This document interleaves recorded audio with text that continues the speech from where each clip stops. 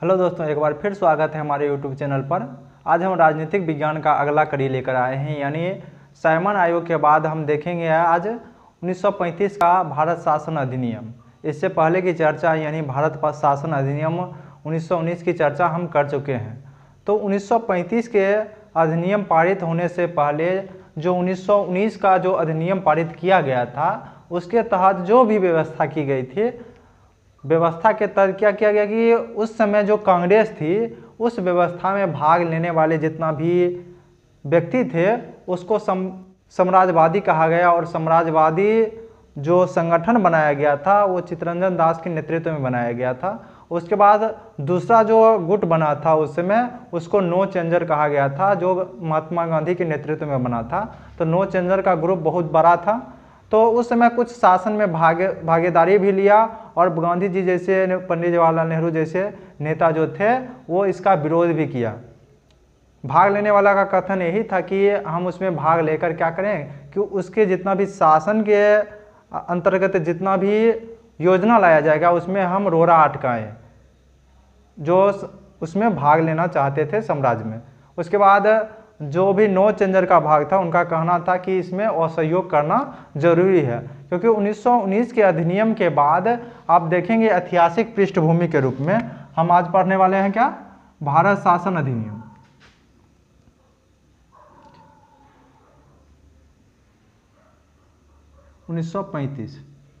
इसका जो ऐतिहासिक पृष्ठभूमि था, ऐतिहासिक पृष्ठभूमि में आप देखेंगे कि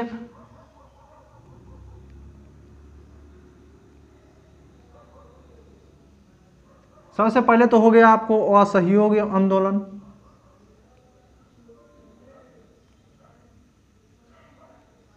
ये 1920 में गांधी जी के नेतृत्व में यानी खिलाफत आंदोलन के साथ एक आंदोलन की शुरुआत की गई थी गांधी जी के नेतृत्व में, जिसको असहयोग आंदोलन कहा गया था।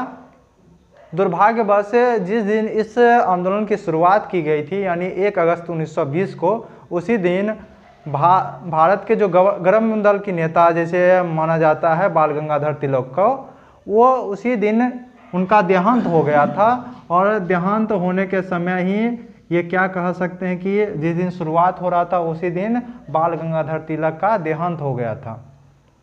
तो असहयोग आंदोलन हो गया ऐतिहासिक पृष्ठभूमि में, क्योंकि असहयोग आंदोलन इससे पहले जितना भी आंदोलन हुआ था उसका क्या था, एक बड़ा स्वरूप था, और इसमें बहुत सारे जन भाग लिए थे, यानी भागीदारी की संख्या बहुत ज़्यादा अधिक था। और ग्रामीण क्षेत्र के अधिकतर किसान लोग, मजदूर लोग इसमें भाग लिए थे। उसके बाद असहयोग आंदोलन के बाद आप कह सकते हैं कि साइमन आयोग। साइमन आयोग ये तो 1927 में आया था, जिसको हम पहले ही चर्चा कर चुके हैं। उसके बाद नेहरू रिपोर्ट। ये नेहरू रिपोर्ट जो था, ये पंडित जवाहरलाल नेहरू नहीं, मोतीलाल नेहरू के अध्यक्षता में हुआ था नेहरू रिपोर्ट की। तो ये हुआ था 1928 में। साइमन कमीशन आयोग का क्या हुआ था, विरोध हुआ था। इसका गठन 1927 में किया गया था। उसके बाद 28 से 29 के बीच ये 2 बार भारत की यात्रा करके आए थे, जिन्होंने क्या किया था, ये नेहरू रिपोर्ट और साइमन आयोग का जितना भी दोनों रिपोर्ट जो दिया गया था, इंग्लैंड सरकार को दिया था, उसने क्या किया था, 1919 के भारत शासन अधिनियम की बहुत आलोचना की थी। उसके बाद आप देखेंगे कि इसके बाद आता है गोलमेज सम्मेलन।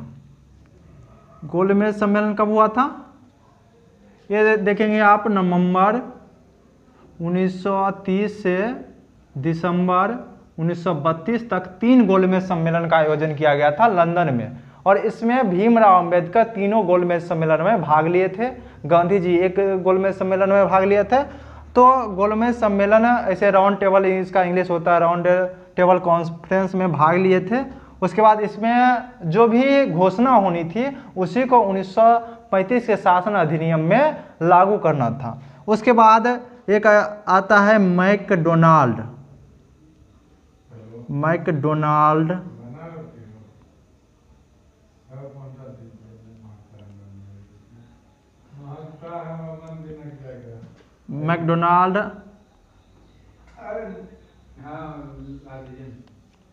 का सांप्रदायिक घोषणा,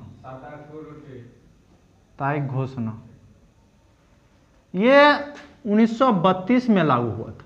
1932 में मैकडोनाल्ड जो था, इनके द्वारा क्या किया गया था, एक सांप्रदायिक अवार्ड की घोषणा की गई थी, जिसके तहत हरिजन व्यक्ति को, जिसको हरिजन आप समझ सकते हैं, हरिजन जिसको दलित कहा जाता है, हरिजन व्यक्ति को अलग से मतदान ना, अलग से निर्वाचन पद्धति में भाग लेने का, पद्धति में भाग लेने का, सीट भाग लेने के लिए घोषणा। इसके द्वारा क्या किया गया था कि हरिजन को भी अलग से सांप्रदायिक घोषणा की गई थी, और इसके तहत ये मैकडोनाल्ड जो रिपोर्ट तैयार किया गया था, यानी जो घोषणा की गई थी, इसी को सांप्रदायिक घोषणा भी कहा जाता है, और ये 1932 में मैकडोनाल्ड के द्वारा सौंपी गई थी इंग्लैंड सरकार को। उसके बाद अगला जो है, अगला को कहा जाता है लोथियन रिपोर्ट। लोथियन रिपोर्ट ये 1934 में लागू हुआ था। 1934 में रिपोर्ट आया था लोथियन रिपोर्ट। ये चुनाव सुधार के लिए था, चुनाव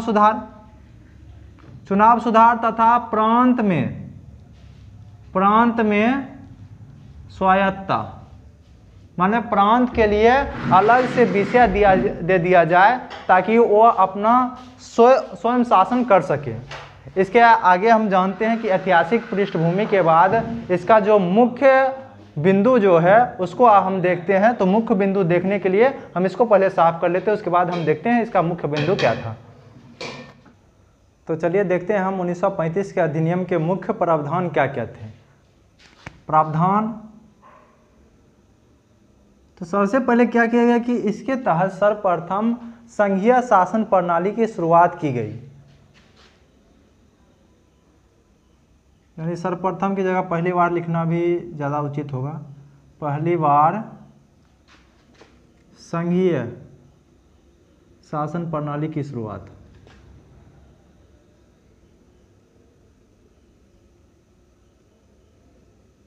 और इस संघ के अंतर्गत 2 इकाई था। 2 इकाई मतलब आप समझ सकते हैं कि एक को कहा गया ब्रिटिश प्रांत कहा गया, और दूसरा को कहा गया देसी रियासतें। ब्रिटिश प्रांत का जितना भी व्यक्ति था उसमें से, यानी आप पूरी तरह से मान लें 10% व्यक्ति को मताधिकार मिला था। तो इसमें यहाँ प्रत्यक्ष निर्वाचन होता था, प्रत्यक्ष निर्वाचन।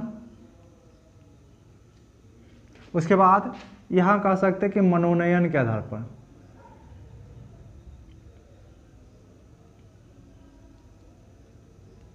प्रत्यक्ष हटा देना उचित समझते हैं। यहाँ निर्वाचन हो रहा था और यहाँ मनोनयन के आधार पर क्या किया जाना था कि जितना भी प्रांत था उसमें शासन प्रणाली की स्थापना जो की जानी थी, यहाँ देसी रियासतें में मनोनयन के आधार पर किया जाना था और ब्रिटिश प्रांत में निर्वाचन के द्वारा किया जाना था। यानी आप कह सकते हैं कि 10% जनता को मतदान का अधिकार मिला, मतदान का अधिकार मिला। इस अधिनियम के तहत पहली बार 10% मात्र जनता को क्या मिला था, मतदान को अधिकार मिला था। और मतदान ये क्या था कि संघीय शासन प्रणाली की विशेषता। उसके बाद आगे की बात करते हैं। तो आगे की बात हम जैसे ही करेंगे कि इसमें क्या हुआ था कि जो ब्रिटिश प्रांत था, ब्रिटिश प्रांत की बात करते हैं, यानी आप केंद्रीय विधानमंडल की जैसे ही बात करते हैं, केंद्रीय विधानमंडल, यानी दोनों ब्रिटिश प्रांत में खास करके केंद्रीय विधानमंडल का नाम संघीय विधानमंडल कर दिया गया, संघीय विधानमंडल।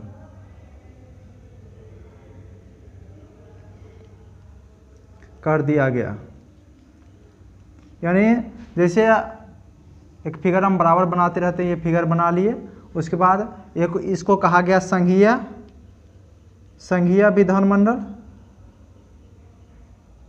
यानी इसमें मनोनयन और निर्वाचन के दोनों के द्वारा होता था। इधर भी ये जो राज्य परिषद था, इसको राज्य परिषद ही नाम दिया गया, जो 1919 के अधिनियम के तहत था राज्य परिषद था, और इधर केंद्रीय विधानमंडल कहा गया था, तो केंद्रीय विधानमंडल को हटाकर संघीय विधानमंडल नाम दे दिया गया, और इधर राज्य परिषद का नाम राज्य परिषद ही रखा गया। उस समय राज्य परिषद क्या बना था कि अस्थायी सदन था, यानी अस्थायी नहीं था, लेकिन इसके तहत अस्थायी बना दिया गया, अस्थायी सदन, आज की तरह अस्थायी सदन बना दिया गया।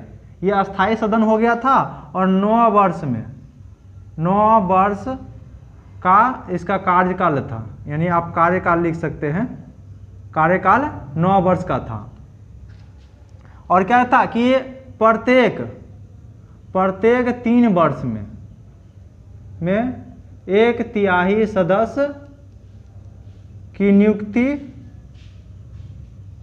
और पद विमुक्ति भी कह सकते हैं, पद विमुक्ति यानी पद से हटाया जाना और पद पर नियुक्ति किया जाना, यानी प्रत्येक 3 वर्ष में 1/3 सदस्य को नियुक्ति भी की जानी थी और पद से हटाया भी जाना था। जिस प्रकार अभी क्या हो रहा है राज्यसभा में, आप ऐसा देखेंगे कि प्रत्येक 2 साल में 1/3 सदस्य को उसमें जोड़ा जाता है और 1/3 सदस्य को उससे हटाया जाता है। तो उसी प्रकार यहाँ क्या था, यहाँ 9 वर्ष था, अभी 6 वर्ष है। उस समय 3 वर्ष में हटाया जाता था, अभी 2 वर्ष में हटाया जाता था। तो ये क्या है कि उस समय आप कह सकते हैं यही राज्य परिषद अभी के तहत जो राज्यसभा है उसी के तहत उस समय अस्थायी सदन बना दिया गया था। तो इसके बाद का देखते हैं कुछ प्रावधान जो है उसको आगे देखते हैं हम। इस अधिनियम के तहत क्या किया गया कि संघ और प्रांत का कुछ विषय का विभाजन किया गया, यानी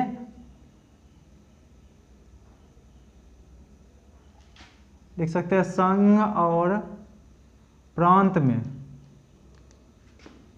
विषय का विभाजन कैसे किया गया। तो हम पहले क्या था उस समय 1935 में क्या था, 1950 में क्या हुआ और अभी क्या है उस विषय के अंतर्गत, यानी विषय का विभाजन कैसे किया गया था। संघ सूची, संघीय सूची उस समय कहा गया, अभी जो संघ सूची है, उसके बाद प्रांत सूची और समवर्ती सूची, समवर्ती सूची के आधार पर किया गया था। तो 1935 में क्या था, उसके बाद 1950 हम लिखते हैं, और वर्तमान में, यानी वर्तमान में संघ सूची में कितना है, प्रांत सूची में यानी राज्य सूची में कितना है और समवर्ती सूची में कितना है। तो इसके आधार पर हम लिखते हैं, इधर पर लिख लेते हैं संघ सूची, राज्य या प्रांत सूची, उसके बाद समवर्ती सूची।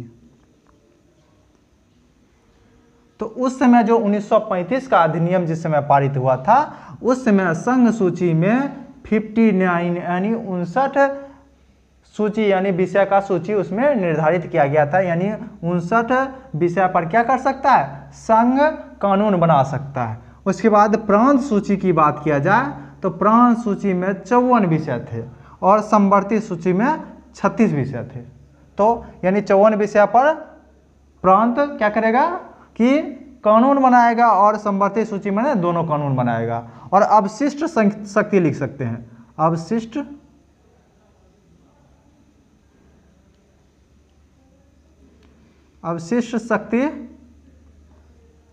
शक्ति यहाँ गवर्नर जनरल के पास था।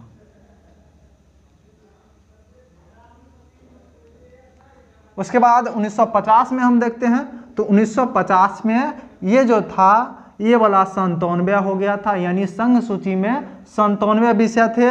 उसके बाद राज्य सूची की बात करते तो राज्य सूची में 66 विषय थे और समवर्ती सूची में 47 विषय थे 1950 के तहत। और अवशिष्ट शक्तियां आप जानते हैं कि अवशिष्ट शक्तियां केंद्र के पास है, किसके पास है, केंद्र के पास।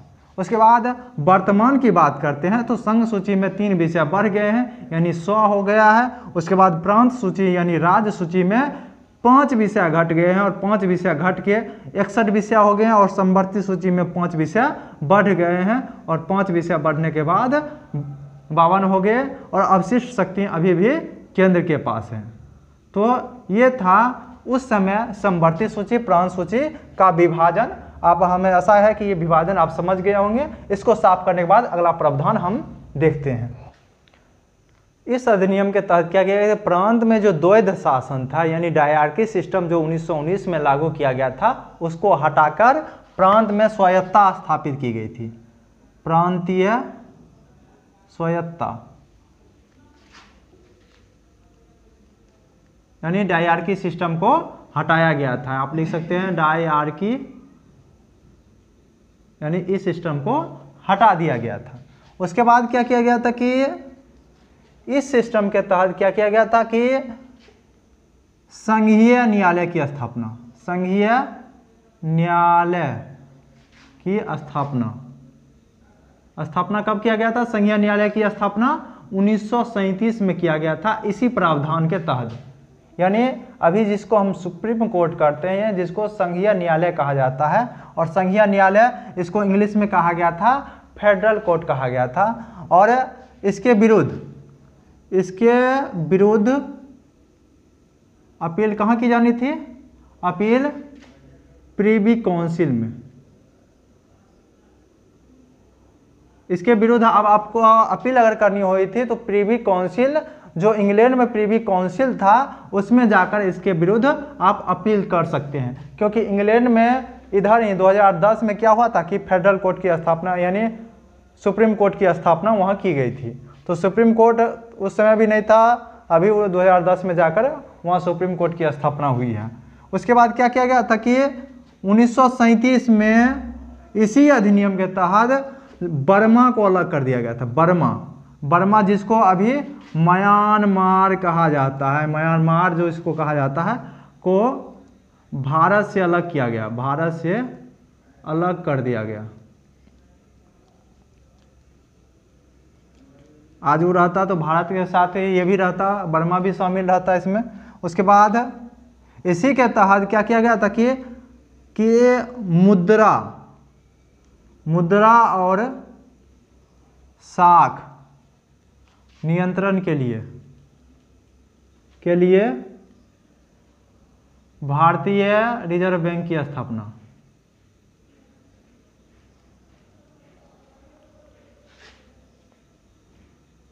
जो अभी भी चल रहा है, भारतीय रिजर्व बैंक की स्थापना 1935 के अधिनियम के तहत की गई थी।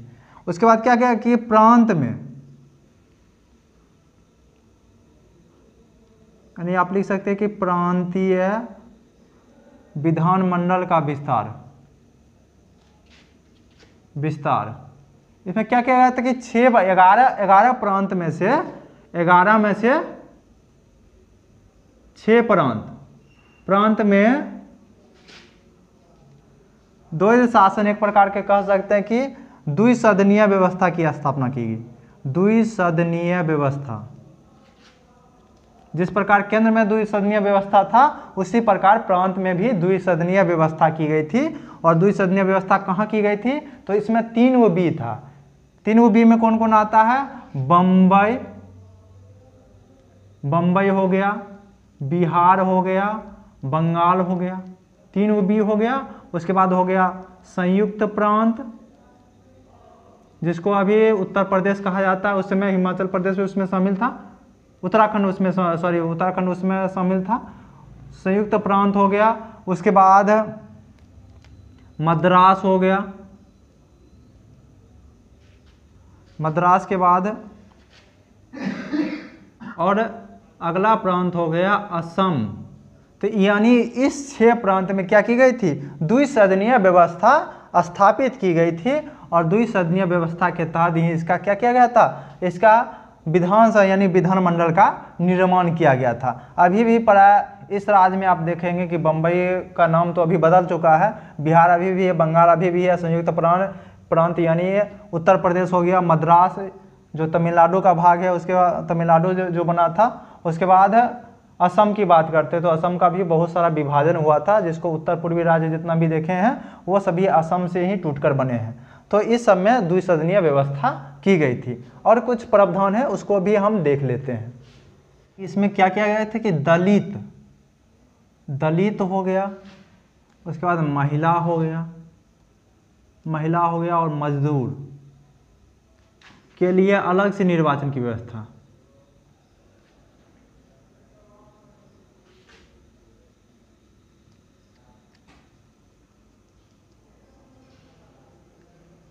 यानी मैकडोनाल्ड जो अवार्ड था, यानी सांप्रदायिक अवार्ड जिसको कहा जाता है, उसी के तहत क्या किया गया कि दलित, जिसको हरिजन कहा जाता है, महिला तथा मजदूर के लिए अलग से निर्वाचन की व्यवस्था की गई।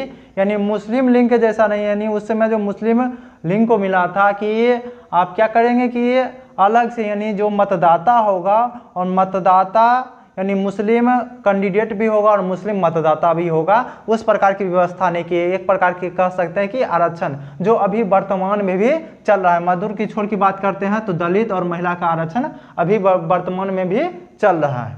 उसके बाद इसी अधिनियम के तहत फेडरल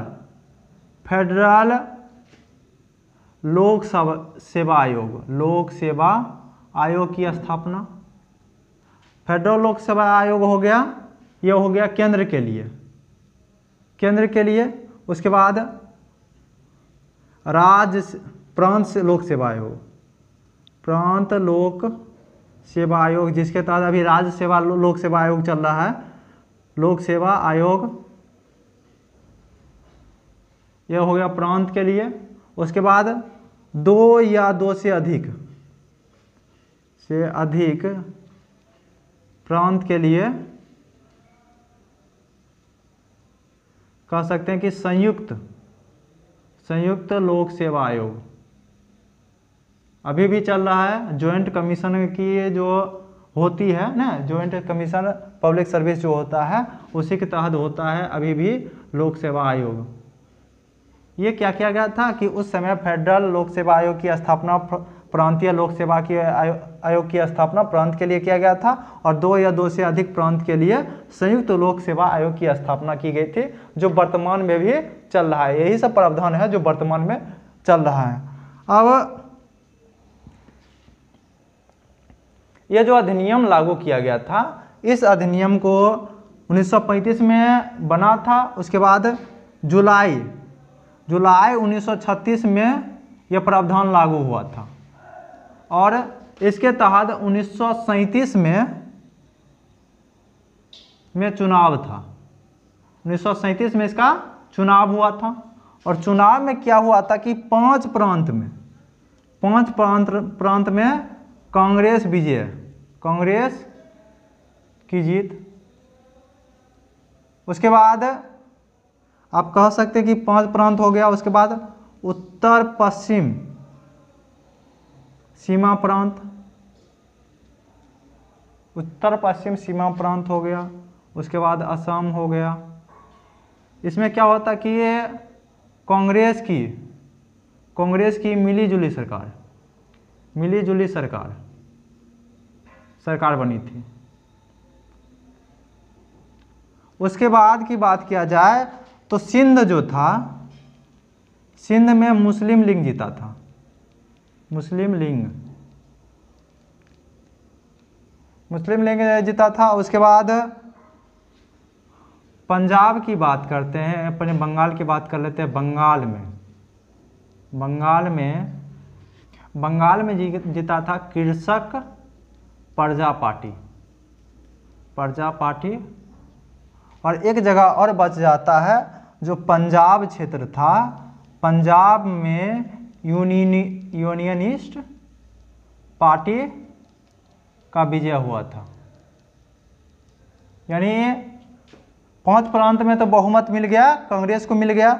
उत्तर पश्चिम सीमा प्रांत और असम में कांग्रेस के साथ कुछ अन्य दल मिलकर क्या किया गया था, वहाँ सरकार बनाया गया था। उसके बाद सिंध में मुस्लिम लीग की मिले थे, बहुमत मिली थी। उसके बाद बंगाल में कृषक प्रजा पार्टी, बराबर ये क्वेश्चन पूछा जाता है कि कृषक प्रजा पार्टी की जो जीत हुई थी वो बंगाल में हुई थी। उसके बाद पंजाब की बात करते हैं तो यूनियनिस्ट पार्टी की ये जीत पंजाब में की गई थी। तो यही था 1935 के अधिनियम का मुख्य प्रावधान। आगे का प्रावधान जो है क्रिप्स मिशन हो गया। उसके बाद 1947 का भारत स्वतंत्रता अधिनियम, और उससे पहले आप कह सकते हैं कि जो कैबिनेट मिशन आया था, इसको लेकर हम जल्द ही वीडियो बनाएंगे। तब तक के लिए धन्यवाद।